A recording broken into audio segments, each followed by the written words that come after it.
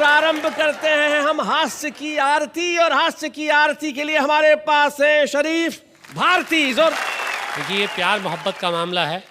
मैं 4-6 शेर आपको बर्दाश्त करवाने के लिए दूंगा, उसके बाद आपका हाजमा अच्छा होगा तो और शेर बर्दाश्त करवाऊंगा।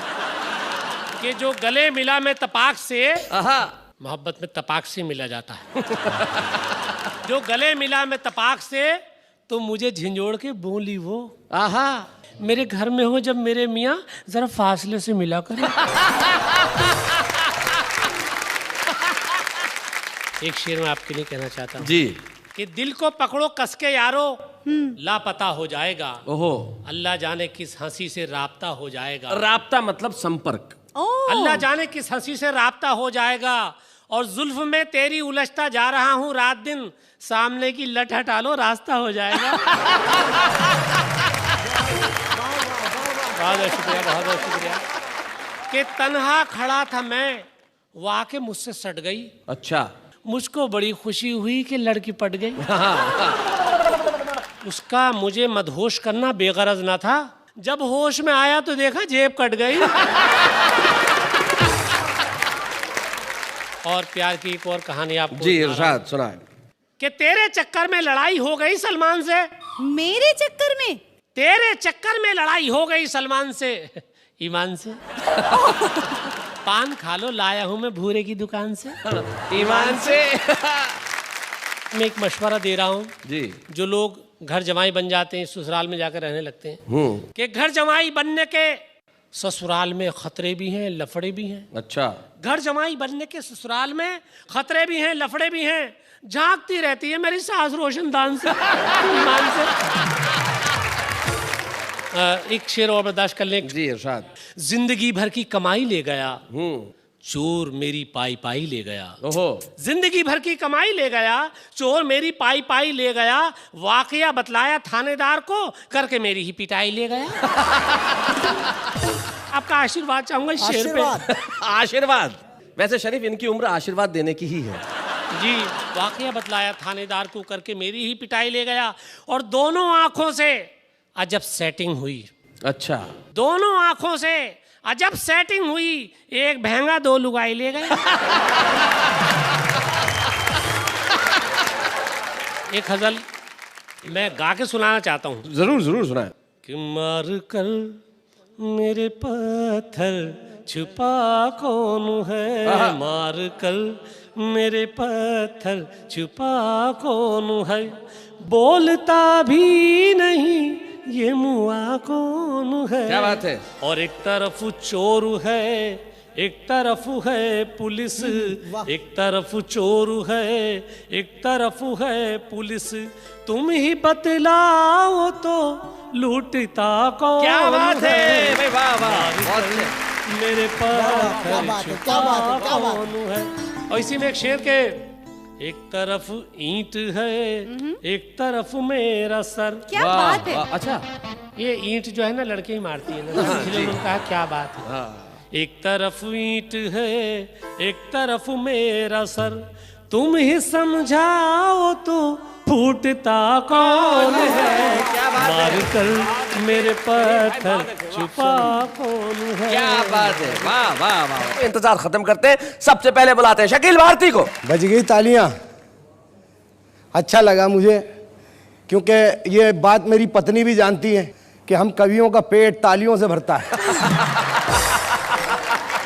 कभी कभी तो यूं होता है, मैं घर जाता हूं तो बीवी ताली बजा देती है, मैं समझ जाता हूं आज खाना बना नहीं। हमारे यहाँ शादियां भी होती है ना, 10-12 मेहमान तालियां बजाते हैं, 100-150 खा के निकल लेते हैं। हम नौकरी कहाँ करते हैं, जहाँ खड़े होते हैं कविता सुनाते हैं, कैश मिल जाता है। इधर काम इधर तनख्वाह, ना कोई लाइसेंस है ना कुछ है, कभी कहीं भी खड़ा हो जाता है जी, कहीं से भी अपनी पंक्ति शुरू कर देता है, जैसे मैं अभी शुरू करने वाला हूँ। करिए, शेर सुनाऊं? सुनाइए। कोई गरीब ना होता, कोई सेठ ना होता। अच्छा, वाह। नहीं, शेर बोल रहा हूँ। कोई गरीब ना होता, कोई सेठ ना होता, अगर आदमी को ये पेट ना होता। क्या बात है, वाह वाह वाह वाह, बहुत बड़ी बात कह दी। बहुत अच्छे। कोई गरीब ना होता, कोई सेठ ना होता, अगर आदमी को ये पेट ना होता, करीना कपूर मेरी होती। अच्छा, आई लव यू बोलने में अगर लेट ना होता। और मेरे अंकल आज भी जिंदा होते। अच्छा, मेरे अंकल आज भी जिंदा होते, मेरी आंटी का अगर वेट ना होता। अगर आंटी का वेट हो तो मुश्किल हो ही जाती है। तो हमारे कवि है जैमिनी हरियाणवी जी, उनकी 4 पंक्तियां बड़ी लाजवाब है कि भूचाल आया तो समस्या हुई खड़ी, क्योंकि घरवाली पलंग के नीचे गिर पड़ी। तो मैं उसके करीब गया और ये सवाल उठाया कि भूचाल आने से तू गिरी या तेरे गिरने से भूचाल आया? तो कुछ शेर और इरशाद। सबको अपना शेर सुनाना, हलवा है क्या? शब्दों से फिर भेजा खाना, हलवा है क्या? हलवा है क्या? हाँ। लड़की का क्या 1 मिनट में सेट हो जाती है? लड़की का क्या 1 मिनट में सेट हो जाती है, बाद में उसका खर्च उठाना, हलवा है क्या? क्या बात है, वाह वाह शकील जी। मैं तो ये पूरी लाइफ वहम में रहूंगा। आपने शेर पे वाह की है कि मेरे ऊपर? बता शेर दे। पे? शेर पे, हलवा हाँ। है क्या? इससे मेरी गलतफहमी दूर हो गई है। जी जी जी। लड़की का क्या 1 मिनट में सेट हो जाती है, बाद में उसका खर्च उठाना, हलवा है क्या? बाइक चलाना, प्लेन चलाना इजी है, हाँ। मेहनत करके घर को चलाना, हलवा है क्या क्या? बात है, वाह वाह वाह वाह वाह, क्या बात। इसके उसके मुंह से छीन के कोई भी खा सकता है। क्या बात है। किसी नेता का लूट के खाना, हलवा है क्या? हलवा है क्या? हमारे खानदान में बड़ी दिक्कत है, परंपरा। अच्छा। ससुराल का हर शख्स मुकद्दर का सिकंदर, क्या बात है। सास मदारी तो मेरा ससुरा है बंदर, दम मस्त कलंदर। दम मस्त कलंदर। लोकल के सफर में एक लड़की जो मिली थी, मंजिल को मैं भूला, जाना था मुझे कुर्ला तो उतरा मैं भयंदर। दम मस्त कलंदर। दम मस्त कलंदर। वाह वाह वाह वाह। कट रही है जिंदगी अपनी बड़े ही शान से ईमान से। मैं कमा लेता हूँ 200 आज भी लोबान से ईमान से। ईमान से। फायदा इतना हुआ है खुद के दस्तरखान से ईमान से, अपने घर बुलवा के मैंने खा लिया मेहमान से ईमान से। आपको भी दावत दे रहा हूँ, कभी आए। अपने घर बुलवा के मैंने खा लिया मेहमान से ईमान से। जब से पत्नी को बिना मेकअप के देखा रात में, बरसात में, डर जरा सा भी नहीं लगता अब शैतान से ईमान से। डर जरा सा भी नहीं लगता अब शैतान से ईमान से। ये मेरी पत्नी की बात है, आप बार बार वाह वाह कर रहे हैं। आखिरी शेर मेरी ख्वाहिश है ये कि कतरीना कैफ से शादी रचाने के लिए, मनाने के लिए, अच्छा, चाहे अब लड़ना पड़े अल्मानिया सलमान से ईमान से। हम चाहते हैं कि दीपक गुप्ता यहाँ आए और सुनाए और हम उनके लिए तालियां बजाएं। भाई अभी मेरी तारीफ में कह रहे थे कि मैं बहुत सालों से अपने आप को जवान समझता हूँ। मैं समझता नहीं, मैं हूँ भी। अच्छा। मेरी मार्केट वैल्यू अभी तक वैसे ही बरकरार है जैसी मेरी 20 साल पहले थी। वाह। मुझे एक खूबसूरत लड़की से कभी जवानी में मोहब्बत हुई। अच्छा। काबरा जी कहने लगे कि आप अभी बुजुर्ग हो गए। मैंने कहा नहीं, मैं अब बुजुर्गों की सोहबत में रहने लगा। जब मुझे उनसे मोहब्बत हुई, मैं उनके घर उनका हाथ मांगने गया। उनके भाइयों ने और उनके पिताजी ने मेरा बहुत तबीयत से स्वागत किया। अच्छा। स्वागत करने के बाद जब उन्होंने मुझे धक्के मारकर गेट से बाहर निकाला, वाह। मैं अपने कपड़े झाड़ता हुआ उठ के फिर उनके पास गया। मैंने कहा जी फिर मैं ना समझूं। देखिए मार्केट वैल्यू तो मेरी आज भी वैसी है जैसे पहले थी। एक छंद आपको सुनाता हूं। सुनाइए। कि एक बार कॉलेज में मेरी कविताएं सुन, कुछ लड़कियां हो गई थी मेरी फैन जी। क्या बस उस रोज से ही उड़ गई नींद मेरी, और कुछ दिन तक आया ना ही चैन जी। क्या बात है। क्योंकि एक कोमल सी कामनी से वहां मेरा टकराया चश्मा के लड़ गए नैन जी। पर उसके भाई को देखते ही मैंने कहा, जैसी आपकी बहन वैसी मेरी बहन जी। देखिए अभी पिछले दिनों हमारे देश में करवा चौथ का व्रत किया जी। कि करवा चौथ के दिन अपनी पत्नी का मन रखने के लिए मैंने भी व्रत रखा। सुबह से ना पानी पिया ना खाने में कुछ चखा। अच्छा। शाम को जब घर आया पत्नी से फरमाया, बता डार्लिंग ऐसा क्या करूं कि तेरी जिंदगी में ऐश हो जाए। पत्नी मुस्कुराते हुए बोली, कुछ ऐसा कर दो तुम्हारी जीवन बीमा पॉलिसी कैश हो जाए। बहुत अच्छे। लेकिन हमारी स्थितियां बहुत विचित्र हो जाती हैं कई बार, क्योंकि मुझे याद है एक कवि के घर डकैती डालकर जब डकैत जाने लगे तो कवि की आंखों से आंसू आने लगे। ओहो। उसने जाते हुए डकैतों को बुलाया, आवाज लगाकर बोला, भैया ये संदूक भी ले जाओ उठाकर। अच्छा। तभी एक डकैत बोला, यार आदमी अपना सामान लुटवाए इतना अकलमंद तो नहीं है, सच सच बताए इसमें तेरी बीवी बंद तो नहीं है। कवि बोला, भैया ऐसा है तुमने मेरी बात सुनकर खाम खा ही मूछें ऐठी हैं, बीवी तो अलमारी में बंद है, इसमें तो सासू जी बैठी हैं। बहुत बढ़िया, बहुत अच्छे दीपक। एक रिश्ता वो इस मंच के माध्यम से आप तक पहुंचाऊं जो हमारे ही देश में पाया जाता है कि एक आदमी ने करके शादी रजिस्टर्ड करा दी। अच्छा। शादी रजिस्टर्ड करा दी, रजिस्ट्रार ने भी मोहर लगा दी, बदले में उसे एक सर्टिफिकेट मिला, देखते ही खिला, फिर अनायास हो गया उदास, अपना मुंह खोला, रजिस्ट्रार से बोला, साहब ये सर्टिफिकेट तो जाली है। अच्छा। क्योंकि इसमें शादी की एक्सपायरी डेट का कॉलम खाली है। तो रजिस्ट्रार ने उसे बताया, बड़े प्यार से समझाया, ऐसा नहीं कि हमारे यहाँ शादियां ही होती हैं या तलाक के मुकदमे दायर नहीं होते हैं, पर ये हिंदुस्तान के मेरे दोस्त, यहाँ पर आदमी एक्सपायर होने के बाद भी रिश्ते एक्सपायर नहीं होते हैं। क्या बात है भाई, वाह वाह वाह वाह, बहुत बढ़िया दीपक, बहुत अच्छे। जब आदमी को प्यार होता है तब उसकी मानसिकता कैसी हो जाती है, मैंने कोशिश करी। हाँ। कि गैलरी से झांकती पड़ोसन तो दिखती है, खिड़की में खड़ा उसका बाप नहीं दिखता। प्यार वाला राग जब बजता है दिल में तो आरती आजान का आलाप नहीं दिखता। प्यार करने का हक सबको मिला गया, प्यार करने में कोई पाप नहीं दिखता, पर जब देखता हूँ उसके मैं भाइयों को अपना मिलन या मिलाप नहीं दिखता। तो रथ पे सवार स्वर्ग अप्सराएं दिखती हैं, भैंसे पे सवार यमराज नहीं दिखता। मंच पर बैठी हुई कवित्री तो दिखती है, माइक पे खड़ा कविराज नहीं दिखता। किसको मैं दिल दूं और किसको मैं प्यार करूं, मुझे यहाँ कोई गमराज नहीं दिखता। प्यार के कीटाणु मेरे भीतर समा गए हैं, मुझे अपना कोई इलाज नहीं दिखता। क्या बात है भाई, वाह वाह वाह वाह। इलाज नहीं दिखता। तो पहले किसे बुलाया जाए? भारती जी को। हाय हाय हाय हाय, इस मोहब्बत से कहा है भारती जी कि अब भारती जी वहां से तो क्या उठेंगे, दुनिया से ही उठ जाएंगे। बताइए चलिए बात। सभी को नमस्कार करता हूँ। नमस्कार। आपको डबल आदाब कि आपने मुझे उठाया, लेकिन मैं ये नहीं कहूँगा ईश्वर आपको उठाए। बात पैसों की है साहब। कल मेरे पास एक फकीर आ गया। अच्छा। मैंने उसे छूटते ही डायरेक्ट 20 का नोट थमा दिया। ओहो। वो बड़ा खुश हुआ, उसने आके फैला दी। बोले भाई साहब कुछ कम कर लो। मैंने कहा नहीं 20 रुपये दूंगा ले जाओ। बोले कुछ कम कर लो साहब, बहुत ज़्यादा है। मैंने कहा नहीं 20 रुपये दूंगा ले जाओ। बोले साहब मैं इसलिए कह रहा हूँ, पहले मैं भी 20 ही देता था। तो सर मैं शेर अर्ज कर रहा हूँ कि इरशाद। पिलपिले हो गए पर सिलसिला नहीं छोड़ा। अच्छा। जलील होते रहे मोर्चा नहीं छोड़ा। बहुत अच्छे। के कुत्ते छोड़ दिए तेरे बाप ने मुझ पर, तेरी गली में मगर घूमना नहीं छोड़ा।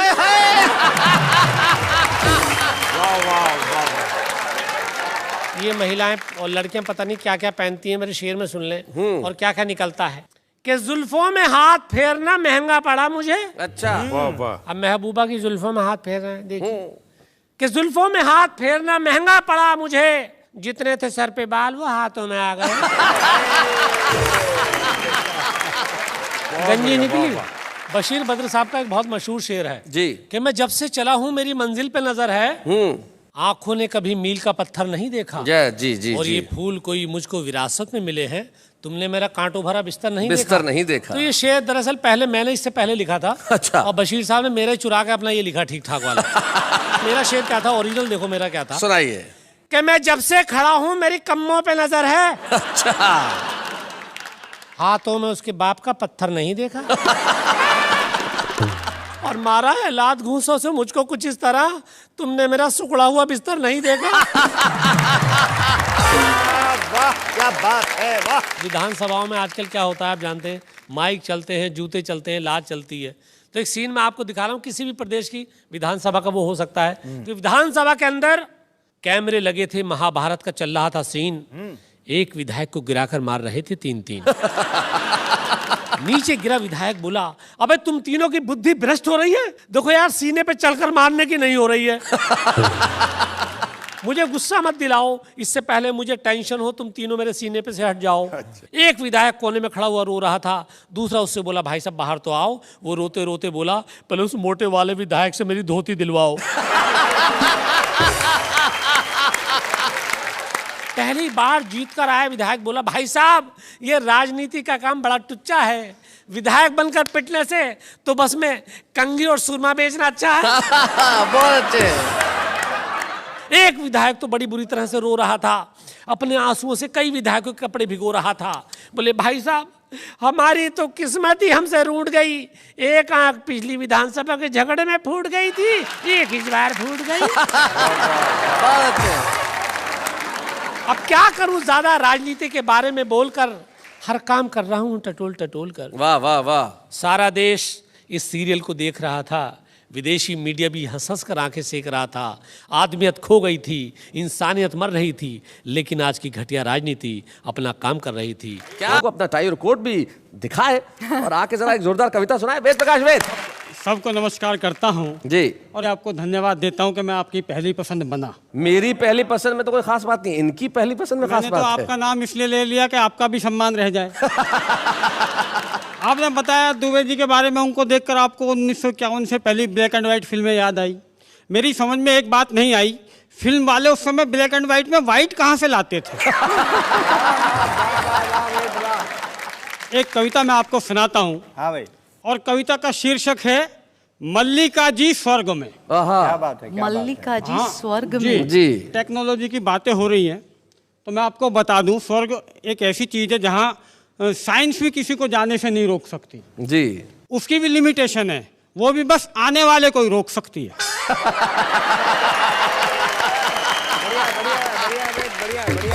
भगवान किसी को ऐसा सपना ना दिखाए जिसमें मल्लिका जी भगवान को प्यारी हो जाए। अच्छा। पर मैंने देख लिया जनाब, और देखते ही ऐसा सदमा लगा था, यमराज को एक यमदूत इमरजेंसी में मेरे लिए भेजना पड़ा था। अच्छा। कवियों का हीरोइनों पर मरने का यह पहला प्रयास नहीं था। अच्छा। मैं तो इस मामले में 20वें नंबर पर खड़ा था, पर मरकर एक बात मेरी समझ में आ गई, मधुबाला के मरने के बाद जेमिनी हरियाणवी जी को अटैक क्यों पड़ा था। इन्हें तो डॉक्टरों ने बचा लिया, इसलिए आज तक डॉक्टरों को कोसते हैं। अरे हत्यारों, मधुबाला ऊपर चली गई और तुमने मुझे नीचे ही रोक लिया। एक डॉक्टर बोला, जेमिनी जी अगर ऊपर जाकर भी आपको मधुबाला नहीं मिलती तो आपका दिल नहीं टूटता। जेमिनी जी बोले, घर में जो ललिता पवार बैठी है उससे तो पीछा छूटता।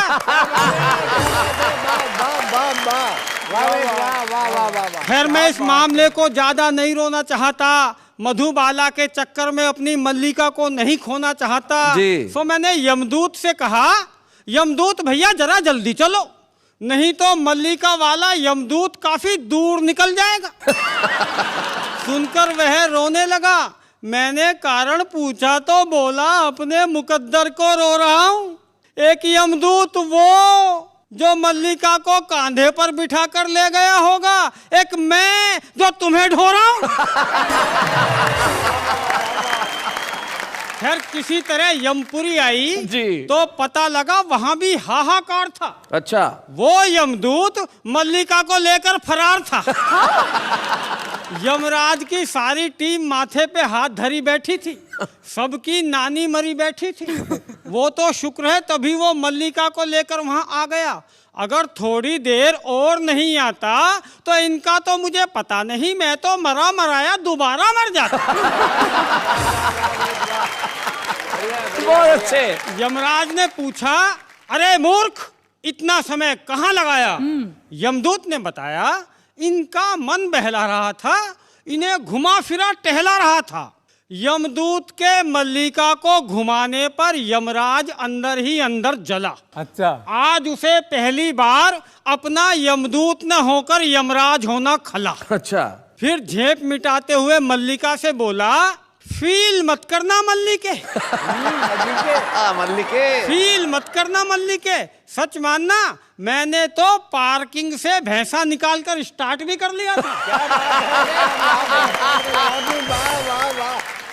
मैंने तो पार्किंग से भैंसा निकालकर स्टार्ट भी कर लिया था, पर कमबख्त चित्रगुप्त ने टोक दिया, पद की मर्यादा की दुहाई देकर रोक दिया, वरना तुम्हें लेने मैं खुद जाता, और ये तो तुम्हें यहाँ लेकर आ भी गया, मैं कभी नहीं आता। और प्रदीप जी, मैं जानता हूं कि आपने गोद में क्या किया होगा जिससे इनकी प्रतिक्रिया रही होगी। बिल्कुल बिल्कुल। क्योंकि आप सदैव जहां जाते हैं अपने निशान और अपनी छाप छोड़ ही देते हैं। लेकिन कुछ लोग होते हैं जो शब्दों के अर्थ कमाल के निकालते हैं। हम कहते हैं कि आप बड़े आदमी हैं, बड़े आदमी हैं, बड़े आदमी। वो कहते हैं काहे के बड़े हैं? अगर दही में पड़े हैं। अगर दही में पड़ा है तो वो दही बड़ा है, वो बड़ा नहीं हो सकता। ऐसे शब्दों के अर्थ निकालने वाले बड़े कवि प्रदीप चौबे हमारे बीच में, हम जोरदार तालियों से स्वागत करें। ये बहुत बढ़िया बात इन्होंने कही मेरे बारे में, मेरे सम्मान में, कि मैं शब्द से अर्थ निकालता हूँ, शब्दों से अर्थ निकाल लेता हूँ, अलग अलग अर्थ निकाल लेता हूँ। ऐसा करने की ज़रूरत पड़ती नहीं है। जब माइक पे खड़े होते हैं तो फिर हम ही सबसे बड़े होते हैं। वाह वाह वाह क्या बात है। हास्य रस के कवि के पास में कॉन्फिडेंस के अलावा और कुछ नहीं होता है जी। उर्दू का एक शायर मरने के बाद में दोज़ख में गया। दोज़ख समझते ना आप लोग? जी, नर्क में गया। तो उर्दू का एक मज़हिया शायर मरने के बाद में दोज़ख में गया, तो यमराज को लग रहा था कि ये घबरा जाएगा, यहाँ सीन देख के भयानक सीन होते हैं दोज़ख में तो। हाँ। लेकिन हास्य रस का वो शायर न घबराया, मज़हिया शायर, बल्कि जोर जोर से ठाके लगाने लगा। अच्छा। तो यमराज ने पूछा, हंस क्यों रहा है? तो उसने कॉन्फिडेंस से कहा कि हमने किया गुनाह तो दोज़ख हमें मिली। हाँ। हमने किया गुनाह तो दोज़ख हमें मिली। दोज़ख का क्या गुनाह था, दोज़ख को हम मिले। मैं बताता हूँ आपको आज क्या ज़माना बदल गया। आज की एजुकेशन, आज के बच्चे कितने शार्प हैं। किसी ज़माने में बच्चे भोले भाले होते थे, आजकल केवल भाले होते हैं। क्योंकि टेक्नोलॉजी आ गई है, कंप्यूटर आ गया है, बच्चे कंप्यूटराइज पैदा हो रहे हैं। एक मास्टर ने बड़ा भोंडा सवाल बच्चे से पूछा कि 100 चूहे खा के बिल्ली हज को चली। ये तो कहावत है, लेकिन उसने हज को गायब कर दिया। अच्छा। और कहा कि खाली स्थान भरो। 100 चूहे खा के बिल्ली चली, बोलो। तो बच्चे ने जवाब दिया कि 100 चूहे खा के बिल्ली टेढ़ी मेढ़ी चली।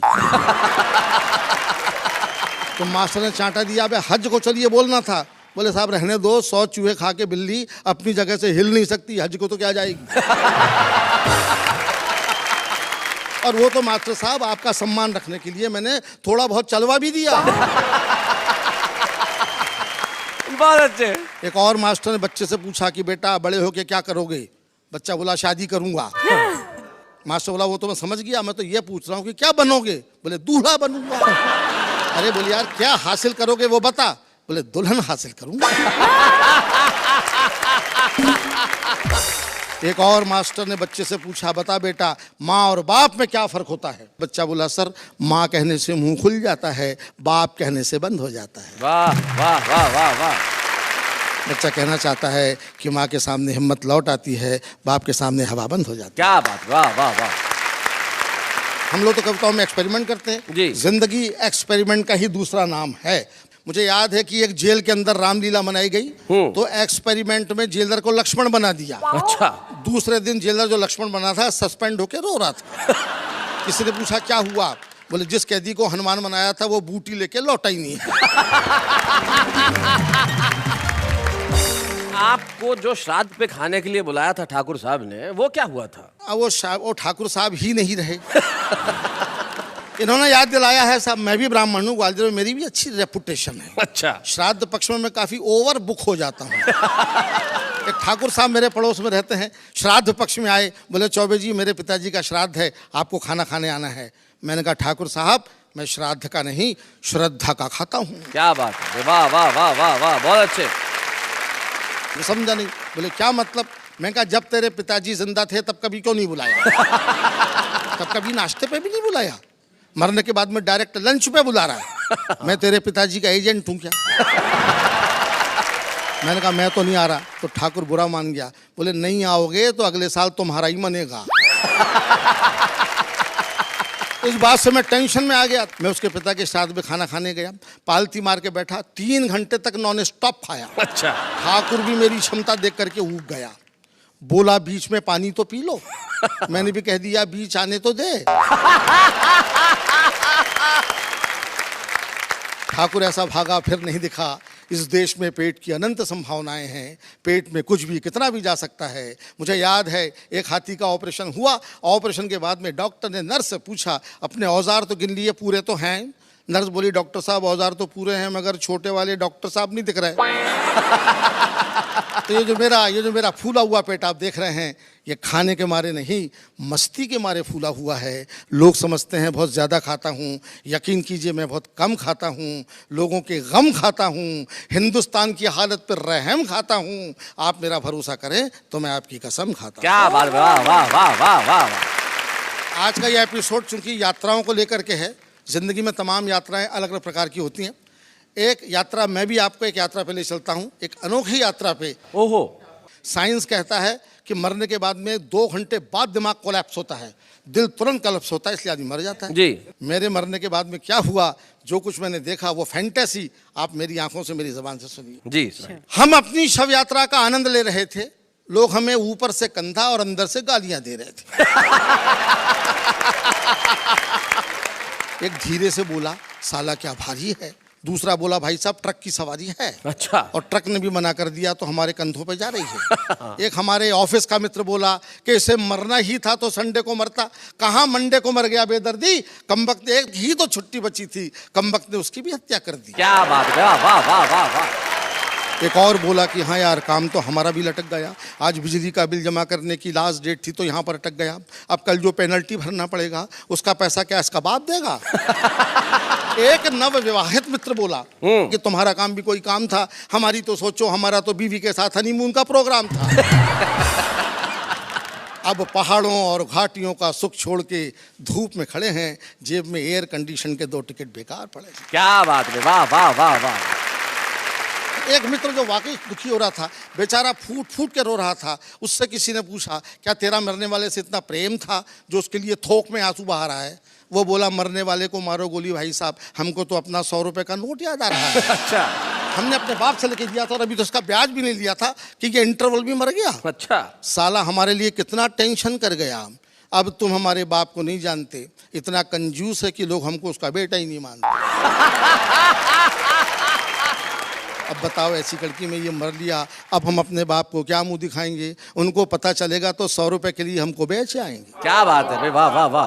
तभी हमारे मोहल्ले का कुल्फी वाला आगे आया और उसने अपना कंधा जैसे ही हमारी अर्थी को लगाया, कमबख्त के मुंह से आवाज आई ठंडी मीठी बर्फ मलाई। कोई पीछे से बोला कमाल है भाई, यहाँ पर भी धंधा, दुकान लगा रहे हो कि कंधा?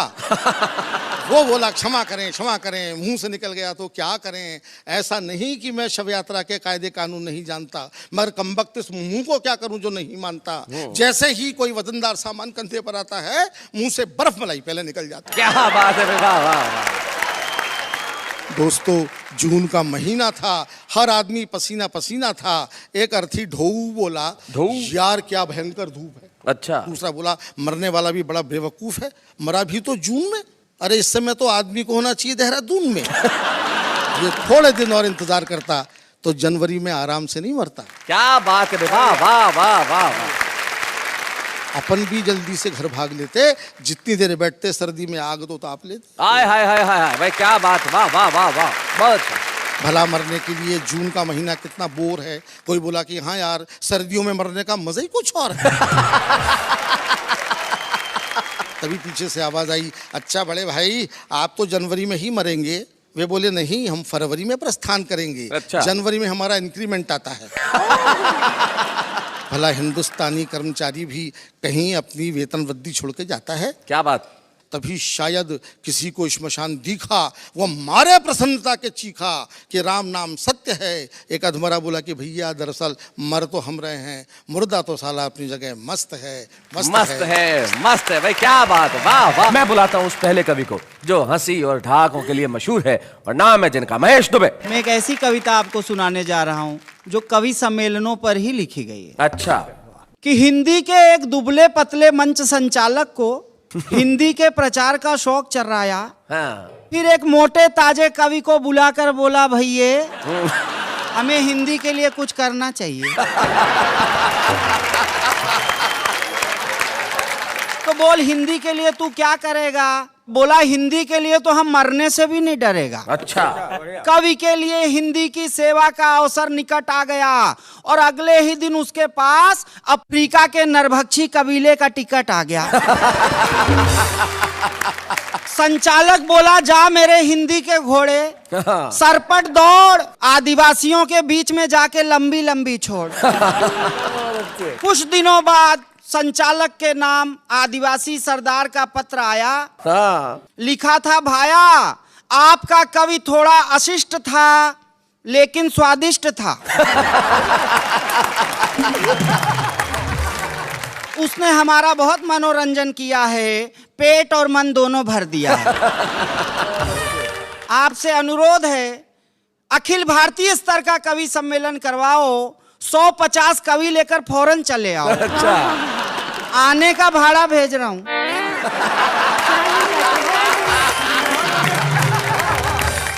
आने का भाड़ा भेज रहा हूं, जाने का काम ही नहीं पड़ेगा।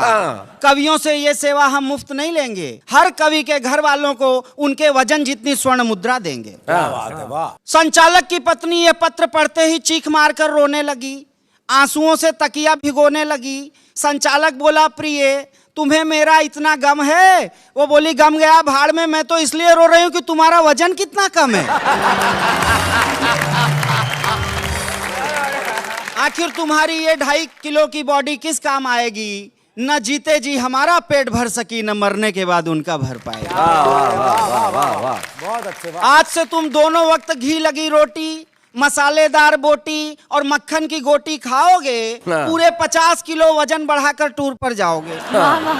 सारे कवि मोटे होकर नरभक्षियों के गांव में आ गए और उन कवियों के हाव भाव नरभक्षियों को इतने पसंद आए कि उनको कवि सम्मेलन के पहले ही खा गए।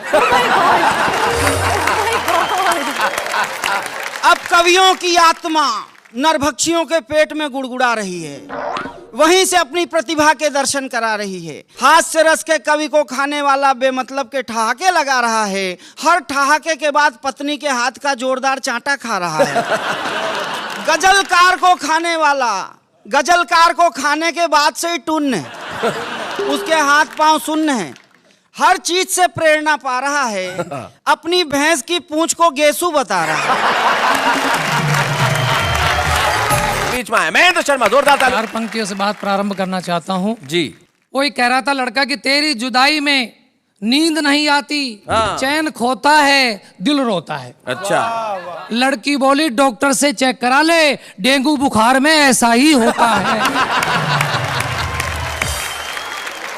जब वो गाने चलते थे, चुपके से दिल दे दे वरना शोर मच जाएगा, वो चुपके से आती थी, दिल दे जाती थी, शोर मचता ही नहीं था। और आजकल दिल हाथ में लिए फिर रहे हैं और शोर मचा रहे हैं, एक बार आजा आजा आजा। ये हो गया। तब 4 पंक्तियां कहना चाहता हूं कि पहले इरादे, फिर वादे, फिर हाव भाव से। आजकल प्यार ये हो गया है जी। वह उसे डेटिंग पे ले गया बड़े चाव से और बीच समंदर ले जाकर किया प्यार का इजहार, आई लव यू कह दे वरना उतर जा मेरी नाव से। क्या बात है, क्या तरीका है। पदम जी कह रहे थे बुढ़ापे का प्यार बड़ा डेंजरस होता है जी। भावना इनकी, शब्द मेरे जी। कि गैस सी बनने लगती है मुलाकात के बाद, गैस सी बनने लगती है इस उम्र में। बीपी हाई होता है तेरी हर बात के बाद, और तेरी गलियों में ना रखेंगे कदम भूले से, बहुत कीचड़ हो जाती है सनम बरसात के बाद। फिर 4 पंक्तियां अपने ऊपर हंस करता हुआ कहना चाहता हूँ कि दिल के अरमा आंसुओं में बह गए, हम गली में थे, गली में रह गए, अपनी तो किस्मत ही खराब थी, लाइट चली गई, जो बात उससे कहनी थी उसकी मम्मी से कह गए। वाह वाह। शादी हो जाती है प्यार के बाद जी। शादी के बाद प्यार रहता है या नहीं रहता कोई गारंटी नहीं है।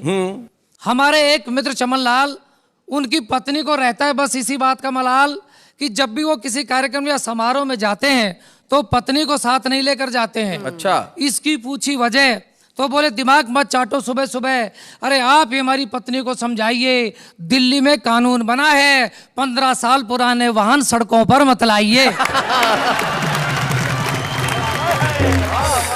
आदरणीय आपका तो गैरेज में ही खड़ा हुआ है, डेंटिंग पेंटिंग चल रही है। हाँ।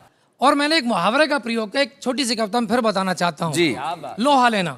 हम जो बच्चे हिंदी ज्यादा नहीं समझते उन्हें बता दें, लोहा लेना मुहावरे का अर्थ होता है मुकाबला करना। मुकाबला करना। मरीज की नब्ज देखकर डॉक्टर बोला, आपकी नब्ज को बड़ी मुश्किल से मैंने टटोला, आपके शरीर में लौह तत्व की कमी है। मरीज बोला, ये बात मुझे बिल्कुल नहीं जमी है, अजीब डॉक्टर हो, रोग को पकड़ नहीं पाते हो, दर्द दिल में है और इंजेक्शन घुटने में लगाते हो। इस बात की पक्की गवाही दे रहा हूं, अरे शरीर में लोहे की कमी कैसे हो सकती है, हर रोज पत्नी से लोहा ले रहा हूं। बहुत अच्छे। मेरे 4 साले हैं। अच्छा। 3 तो अभी घर से निकाले हैं। अच्छा।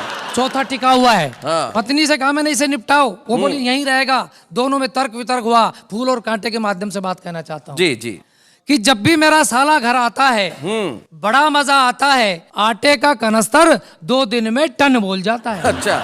ऊपर से पत्नी कहती है, आपकी शर्म करता है, 2 रोटी कम ही चढ़ता है। देखो ना आपसे कितना शर्म आता है, बेचारा सूख कर कांटा हुआ जाता है। हम समझाते हैं आप फूल, आपका भाई कांटा, बड़ा खूबसूरत है नाता, मगर कांटे का शरीर में ज्यादा देर तक गड़े रहना स्वास्थ्य के लिए अच्छा नहीं होता। इसे साफ कीजिए।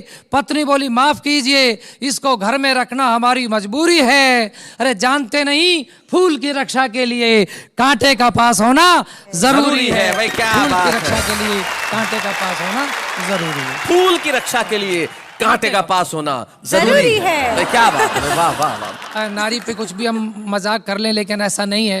देखो आपके साथ भी सुशील सुंदर नारी खड़ी है, तो मेरा फर्ज बनता है कि मैं उनका सम्मान करूं। जी जी जी जी, कि एक तरफ नारी को हम पूजा के योग बताते हैं, जी। दूसरी तरफ भ्रूण कन्या का गर्भ में ही दफनाते हैं।